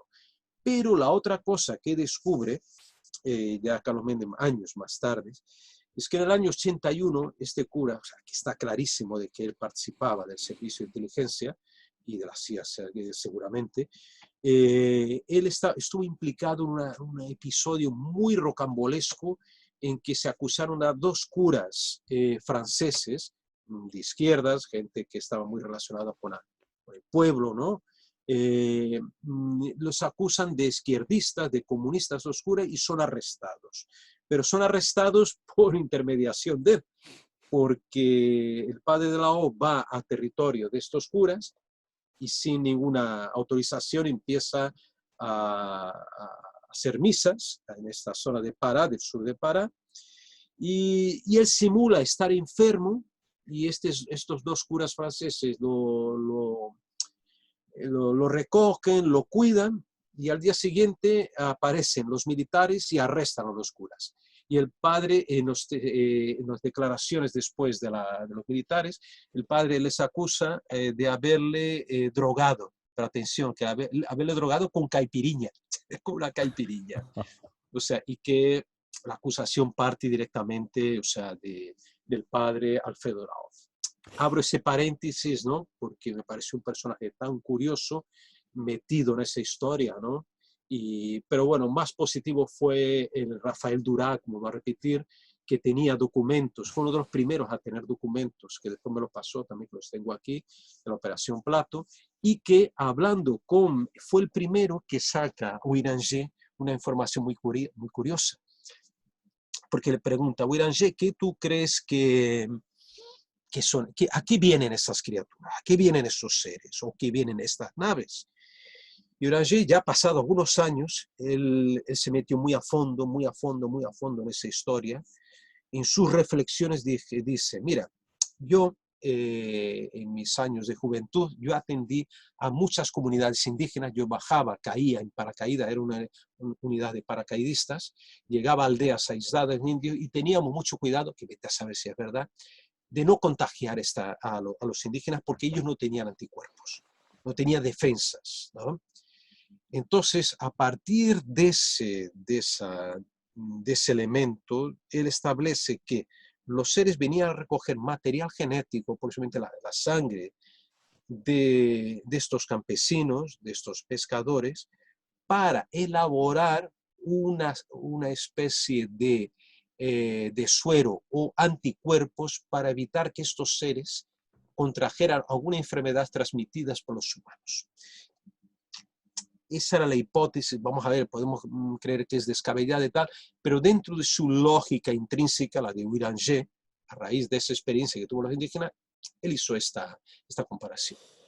Y Claro, si me porque sí, dime, perdón. sí, pero Pablo, sí, él hace esta comparación, pero también hay otras hipótesis. Hay hipótesis que nos hablan de, ya que estamos, pues bueno, vamos a hacer un poquito de experimentación militar. ¿Por qué no crear un poco de histeria colectiva?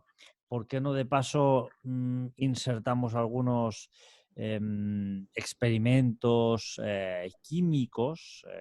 ¿No? ¿Y por qué no probamos, por ejemplo, algunas armas directamente en la población?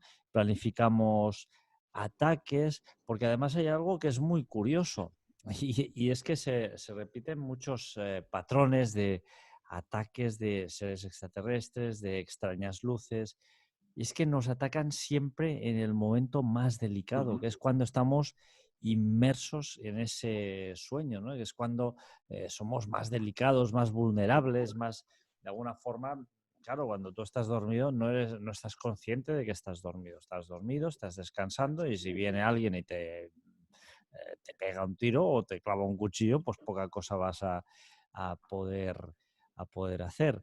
Claro, referente a estas otras hipótesis que podían ser alternativas a estas luces o que podían haber sido complementarias, es decir, podían haber estado tranquilamente estas luces de otros seres que vinieran de otros mundos, pero además podría ser que se hubiera aprovechado por parte del gobierno para realizar ciertos experimentos, porque la verdad es que este cura, que además parece proteger a todas estas cuestiones, es decir, todo lo que dice el ejército, no divulguéis estos hechos, cuidado con divulgar fotografías, cuidado con dar vuestros nombres, cuidado con decir según que habéis visto. ¿Qué interés podría tener el ejército de alguna forma vetar que las personas hicieran llegar esta información y que incluso los medios de comunicación como los periódicos y los propios periodistas estuvieran bajo esta constante amenaza por parte del ejército? ¿Por qué? ¿Por qué esa amenaza? ¿Por qué ese...? Muy, muy buena observación, pero volvemos a repetir. En aquel momento había esa duda. Ellos, como vuelvo a repetir, ellos no creían a priori en los primeros momentos, incluso muchos militares después tampoco creyeron, no creían en extraterrestres, ¿no? Que participaron en la misión. Simplemente no sabían lo que era. Entonces, el tema era que debiera, si era un tema de comunismo, de guerrillas, cuanto menos información escapara de esa zona, mejor. Porque la prensa era controlada, había censura, de hecho, en Brasil en aquella época.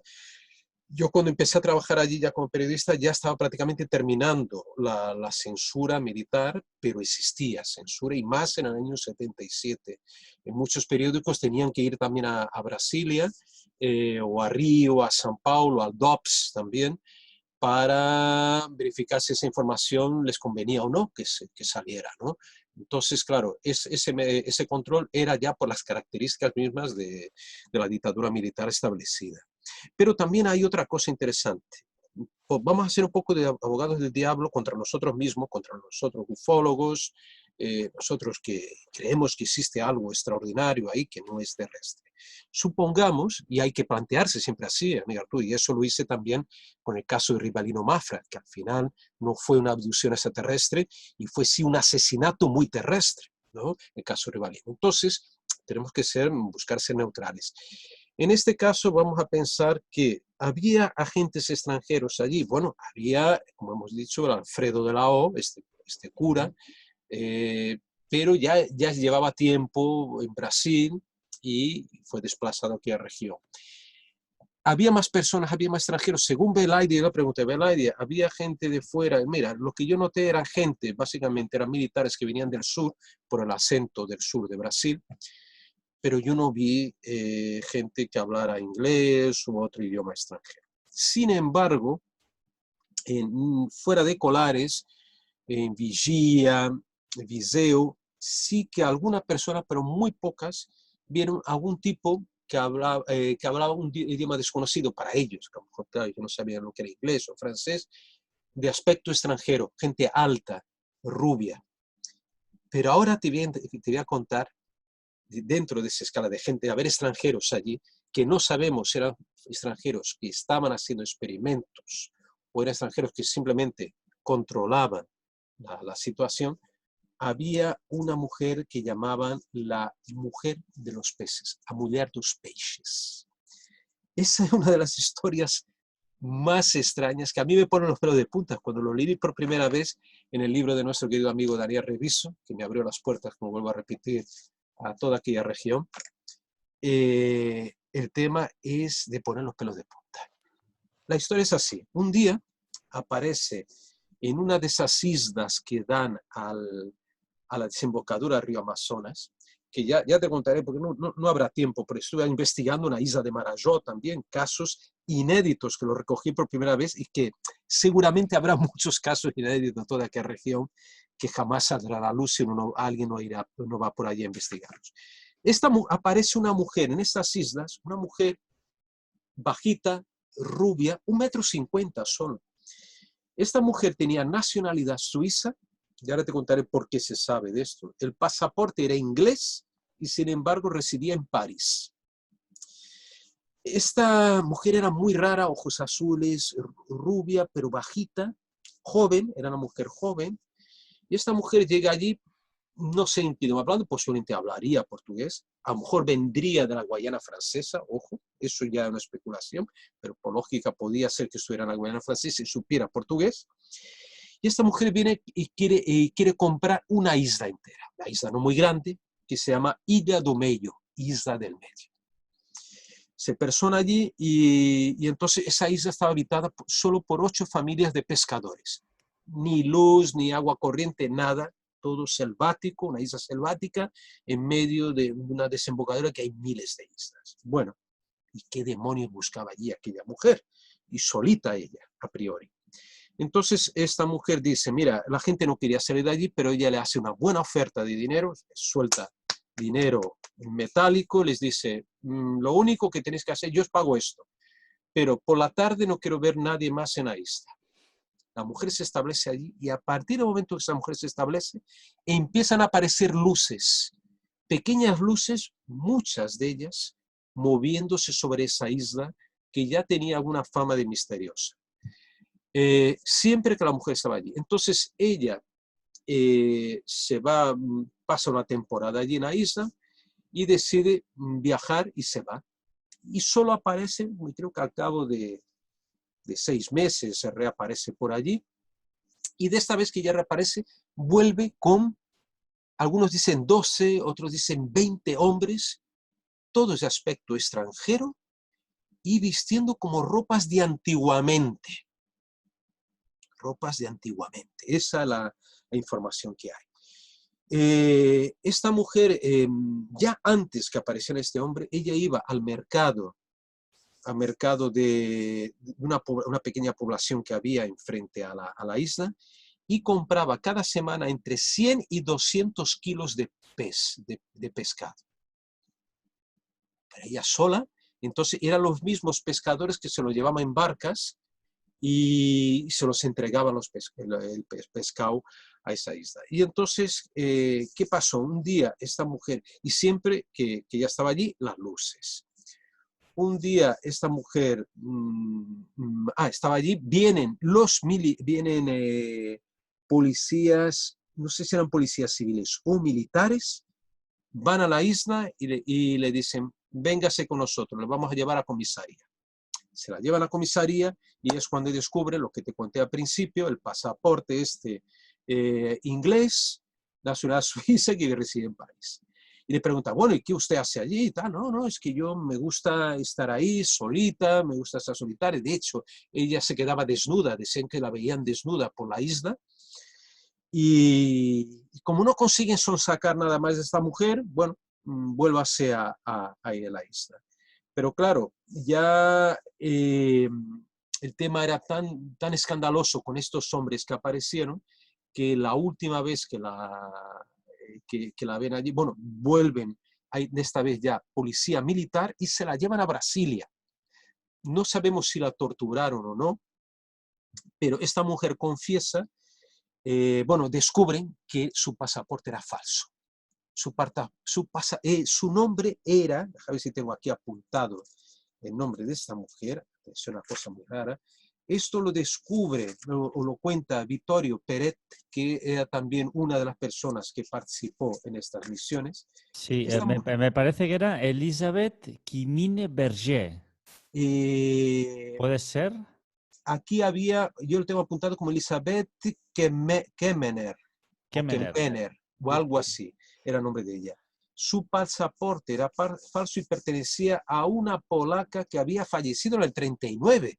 Posiblemente alguna víctima del Holocausto, digo yo. Porque la Interpol incluso fue llamada a la Interpol, se llamó a la Interpol para que investigara y descubriera eso. Y hay una historia todavía mucho más rocambolesca. Bueno, entonces esta mujer la sueltan ya desde Brasil, la devuelve y nunca más vuelven a verla. Vuelve allí a parar y desaparece totalmente. Y fíjate esto es lo más raro, eso lo cuenta Vittorio Peret, que a través de la Interpol se descubre que durante un terremoto en 1986, no sé si tienes ese dato. Sí, lo estoy leyendo. Está leyendo, ¿no? Sí. Un terremoto que hubo en el 86 en Los Ángeles, esta mujer fue fotografiada por un periódico local, salvando vidas de los escombros vestidas como enfermera. Esa foto fue publicada y la tenía la Interpol, que inició una búsqueda y esta mujer no fue encontrada. Pero tengo otra información y esa la recoge mi amigo, buen amigo Daniel Reviso, de que en aquella misma zona, una noche, una habitante, una campesina, va caminando por la carretera y se encuentra, en un lugar muy solitario, se encuentra a esta mujer rubia, bajita, pero vestida toda de negro, con unos guantes cubriendo las manos. Parecía que flotaba en el aire cuando caminaba. Y supuestamente esta mujer decía que era la francesa ella la llamaba la mujer dos peixes, la francesa. Y entonces se quedó tan asustada y dijo, bueno, perdona, le dijo a ella, ¿qué haces aquí? En un lugar yo estoy volviendo a mi casa, que vivo aquí, por aquí un lugar puede ser hasta peligroso, no sé qué. Y le pregunta, bueno, ¿y tus hijos dónde están? Le empieza a hablar algo. Y en ese momento ella se gira un momentito y cuando se vuelve, la mujer había desaparecido misteriosamente. O sea, se mezcla como la historia de la mujer de blanco, en este caso de negro, que te encuentras por ahí, con esta mujer de los peces, con esta francesa, estos 12, 20 hombres vestidos como antiguamente. Te digo, a mí se me pone, no sé si es verdad o no, una historia muy rara, pero forma parte de ese ambiente misterioso, mágico que se creó contra las apariciones. Eran estos hombres, esto me recuerda mucho también en mi primer reportaje de Cuarto Milenio, que fue sobre el caso de la mano cortada de Margarita Ruiz de Leori. Recuerdo ese reportaje buenísimo, por cierto. Fue el primer reportaje que hice en febrero de 2006, en que también esta mujer tan extraña, esta espía, albergada en su casa, allí en Albacete, a unos tipos rubios, altos, misteriosos, que algunos asocian como médicos de las SS, nazis. ¿qué demonios hacían esos tipos? Además con ropas de antiguamente, vestidas como antiguamente. No lo sé, en Rusia, por ejemplo, en Altai me entrevisto a un arqueólogo importante de Altai que participó en excavaciones también de este hombre, el hombre no me acuerdo el hombre histórico importante en el Altai, y él me contaba que él había visto en una montaña muy extraña unos hombres vestidos como en la época de los zares, que vivían en una montaña, que lo vio en un par de ocasiones, estos hombres, y que no sabían dónde venían, como si fuera una tribu perdida, un grupo de hombres de otra época, de otro espacio-tiempo. Vete a saber, historias como esa, como te digo, se repiten en la República de Altai, allí en Pará, en el estado de Pará. Desde luego, muchos testigos, en este caso yo diría que es uno de los más documentados, testigos como médicos, civiles, personas de gran prestigio, muchas fotografías, vídeos, datos recogidos con radares. Pero Pablo, nos queda por aclarar una cosa. ¿Qué pasó con Holanda? ¿Cómo acabó este señor? Exactamente, ahí vamos a lo que te decía. Como te digo, en el 95 él se negaba rotundamente a hablar conmigo y concede la entrevista en 97 a Ademar Jevaer y Marco Antonio Petit, que es otro investigador también importante allí en Brasil, casi como una despedida. Habla mucho, cuenta mucho, da muchos detalles en esa entrevista de toda la operación, de lo que hacían. Y entonces en varios momentos él dice, bueno, a lo mejor esta es la última oportunidad que tengo para contar la historia. Bueno, 2 meses después de la entrevista histórica que concede a Jevaer, este hombre es encontrado muerto en su casa, en su habitación, atado supuestamente con una cuerda al cuello, atado de su cama, en un aparente suicidio. Posiblemente fue un suicidio, porque el mismo Jevaer me dijo en varias ocasiones, hasta hace poco hablé con él, la semana pasada, que le mandé un artículo a la revista UFO, me dijo, Pablo, es que el hombre sufrió una depresión muy importante. El origen de esa depresión, asuntos personales, no sabemos. Yo he leído por ahí también, vete a saber si es verdad, que por arrepentimiento de aquella época, de él haber perseguido y posiblemente incluso él mismo matado a algunas personas de aquella época, eso lo dejamos en entredicho, no sabemos si eso es cierto, que a lo mejor tuvo algún arrepentimiento o por otro motivo más personal que desconocemos, y se quitó la vida. Matarle, asesinato de mismo Jevaer duda, y me lo creo. Jevaer es un tipo, digamos, que lo conoció en persona y vio que estaba deprimido y que podía ser por ahí, y que al final dijera, bueno, ahora toca quitarme la vida y voy a contar. Matarle no había mucho sentido a esa altura, porque ya había hablado un poco para la televisión Globo y para Jevaer. Entonces ya había dicho lo que tenía que decir. Matarle ya a esa altura del campeonato, como decimos, no tendría mucha lógica. Y entonces este hombre hizo un gran favor a la ufología, porque reveló una de las misiones secretas que en Estados Unidos posiblemente no lo harían, o se mezclaría ahí con ficciones, con historias raras, porque Estados Unidos es muy propenso, ya sabe la gente, a elaborar muchas historias y se mezclarían con falsedades, con realidades, ¿no? Pero nos dejó un gran legado, por lo menos, de toda esa historia. Además, ahí Jevaer, como vuelvo a repetir, lo que contamos al principio, empieza una campaña de desclasificación en 2005, consigue que 200 páginas fueran desclasificadas y algunas fotos, pero ninguna película, y solo se consiguió el 10%. Y eso a mucho coste, porque la campaña, ¿cómo era la campaña de liberación ya de documentos o algo así, que era la campaña de Jevaer y todo su grupo, que creó un grupo, consiguió por lo menos rascar algo. Él ya había publicado en los años 80 algunos documentos sobre una revista anterior que tenía la UFO, creo que era la UFO Internacional, publicó algunos documentos que no habían sido desclasificados, pero que habían llegado a sus manos a través también de militares. Yo conozco a la persona que le entregó el documento, no voy a decirlo aquí, y y después eran unos poquitos, pero que publicó una revista con nombres y todo, salían los nombres de los testigos en esa revista. Y después yo, como te dije, ya en el 95 yo conseguí algunas fotografías que reproduje en casa de Daniel y varios documentos también, y San Perdurá también. Solo quería decirte que, antes que se me olvide, que la Belaide me comentó en su momento, en el 95, creo que fue por primera vez que ella lo soltó, que su propia teoría en relación a qué hacían los ovnis allí. Ella creía que el hecho de succionar sangre, llevarse muestras biológicas de seres humanos, era para, atención, a lo mejor muy descabellado, claro, era para elaborar una especie de carburante para aquellas naves. Necesitaban de energía, de alguna manera, para sus naves.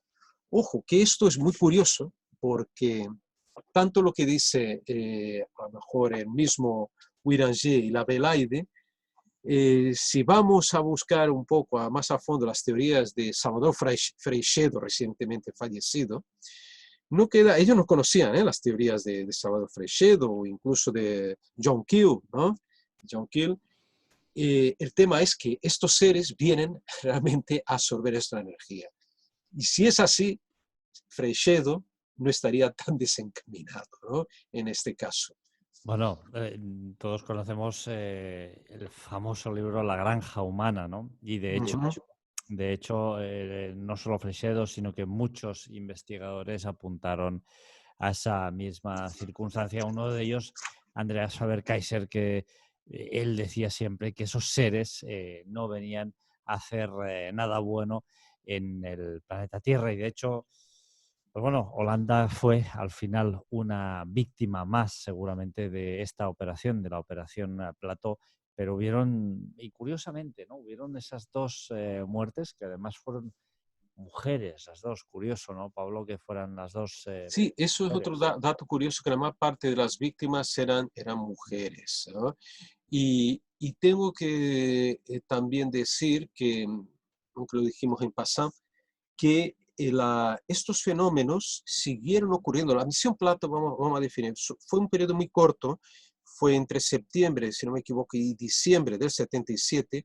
El mismo Iranger se quedó muy frustrado cuando le interrumpieron la misión. Él quería haber seguido investigando, pero las órdenes que venían desde arriba, posiblemente desde Brasilia, desde la capital, eran que se terminara aquello. Posiblemente porque ellos, el objetivo primordial sería ver si había algún acto subversivo, había alguna potencia extranjera, en este caso, o incluso en los mismos Estados Unidos.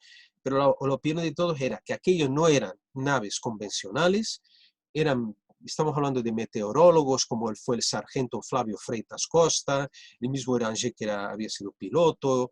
Había gente muy importante, o sea, muy, muy capacitada para distinguirse aquellos objetos que salían a velocidades espantosas, ¿no? Aquellos objetos que tenían unas luces tremendas, que aquello no era, al final no era nada de este mundo. Pero ya desde Brasil le dijeron, mira, basta ya, esto no nos va a llevar a nada, es un gasto que tenemos. Nuestro objetivo primordial era a ver si estaban los rusos metidos aquí, si había comunistas, y se acabó todo esto. Entonces fue una frustración muy grande. Pero los fenómenos siguieron ocurriendo. Y ya en otra oportunidad, amigo Arturo, ya te contaré del caso previo a todo esto, un caso extraordinario.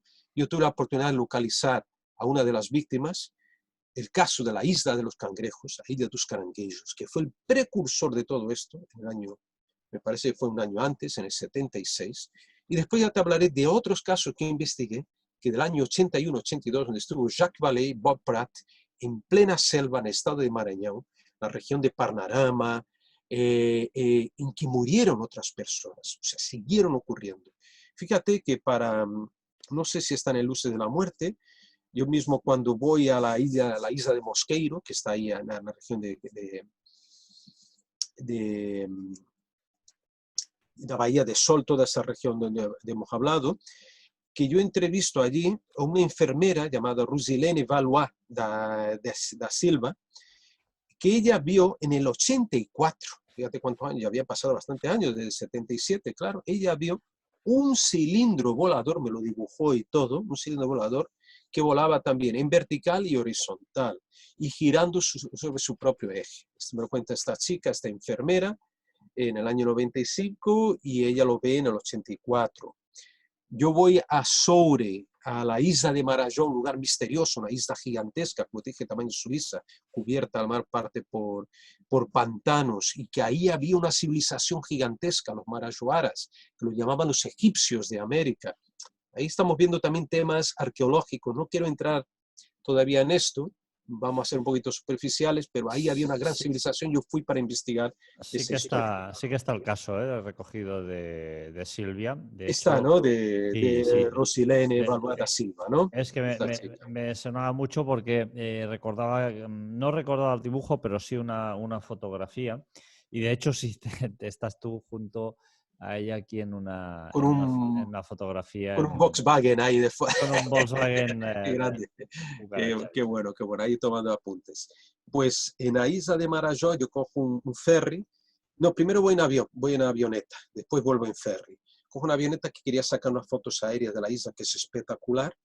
Llego al aeropuerto y lógicamente, bueno, ya pregunto yo al piloto si él había visto cosas raras. Dije, mira, Pablo, yo constantemente en una avioneta, yo constantemente estoy viendo unas luces no muy grandes, de 1 metro, 2 metros de diámetro, que cruzan el canal. Y generalmente en aquella época, 78, decían que muchas de las luces, por eso yo fui también a Marajó, aparte de la arqueología, muchas de las luces venían de la isla de Marajó en dirección al continente. Entonces eso me llamó la atención y dije, bueno, y el piloto me dijo, no, no, aquí de vez en cuando yo veo alguna esfera de color amarillo que sale de la isla sobrevolando, no muy cerca del avión, pasa relativamente cerca, pero ve que es una esfera luminosa yendo en dirección al continente. Y había una cosa interesante. Él, él me dijo, sí, sí, él me dijo que el piloto, ¿sabe cómo era? No, no, no. En el aeropuerto. Yo hablo con el, creo que era un comercial, el que vendía el diésel o el carburante para los aviones, a ver si me acuerdo. Él me contó, porque allí tenían las bombas de carburante, todos los depósitos los tenían bajo el suelo, ¿no? Estaban enterrados, y que en alguna ocasión, creo que también en el año 90, sí, era el proveedor de Petrobras, ahora me acuerdo, de Petrobras, que era la compañía petrolera que proveía, lógicamente, el aeropuerto de carburante. Entonces dijo que en el año 90 aparecieron unas esferas de luz sobre la pista del aeropuerto de Soure, que es la capital, entre comillas, de la isla de Marajó, y, y se desregulaban, o había dispositivos electrónicos que controlaban las válvulas de esos depósitos de combustible que están bajo el suelo. Y esos equipos electrónicos se volvían locos o se desregulaban, y también los aparatos de fax del aeropuerto se quemaban en varias ocasiones cuando aparecieron esas esferas. O sea, una cosa extrañísima. Eso me lo contó el mismo proveedor de la compañía Petrobras y el mismo piloto, que seguían viendo esas esferas. Y recientemente el Victorio Peret ha recogido algunos casos no agresivos, no agresiones, de luces misteriosas todavía en esa región de Colares y un poquito más para adentro de los. O sea, los fenómenos han desaparecido. Lo que sí hubo, no se sabe. Había naves nodrizas, eso es importante deben contar, ¿no?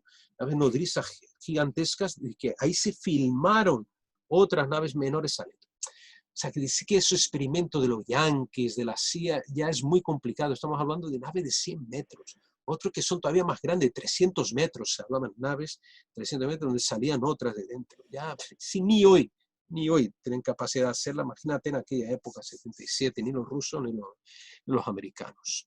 No, además, Pablo, es evidente que aquellas personas saben lo que vieron y nosotros no vamos a poner en duda sus testimonios. De hecho, mira, te tengo que decir que una amiga mía, Natalia Guerrero, que vive aquí en un pueblecito muy cerca de la Seu de Urgel, pero que no hay luces y da prácticamente a las montañas, me ha podido enviar varias filmaciones, luego te las enviaré, de unas extrañas luces también anaranjadas que de pronto aparecen ahí en medio de la montaña, por encima de la montaña, y en un momento desaparecen de una forma rapidísima, ¿no? Y aquello, pues evidentemente, ni son satélites, ni son helicópteros, ni son avionetas, porque están estáticas y están ahí, están filmadas. O sea que realmente continúan no solo en Brasil, sino en muchas partes del mundo. Claro, claro, claro. Lo que sí que está claro es que contra más aislada es la zona y menos polución lumínica hay,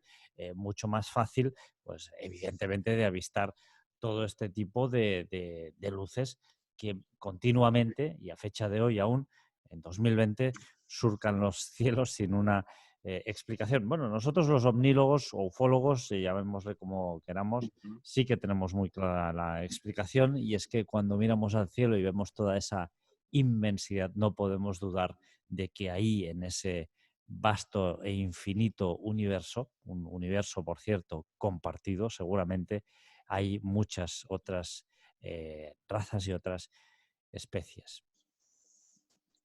Muy bien, amigo Artur, es exactamente eso. Y para encerrar, decirte que lo que te decía al principio, para mí es la casuística más importante de todo el planeta, porque tiene todos los elementos, tienen agresiones, apariciones de humanoides, militares involucrados, agentes extranjeros, historias tan extrañas como la de Mujer de los Peces, personajes tan pintorescos y tremebundos como el padre Alfredo de la O.